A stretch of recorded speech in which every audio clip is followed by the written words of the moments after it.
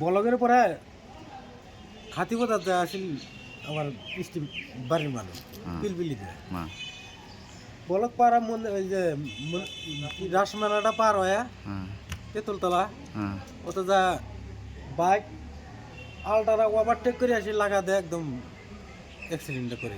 রাষ্ট্রীয় ঘাইপথতে হয়েছে? হ্যাঁ, মেইন রাস্তাতে হয়েছে? মেইন রাস্তা, পায়ে রাস্তা, হাইডে। কেনেকুৱা অৱস্থা? কাবার হাত ভাঙছে, কাবার ভরি ভাঙছে, কাবার ছাল উঠছে।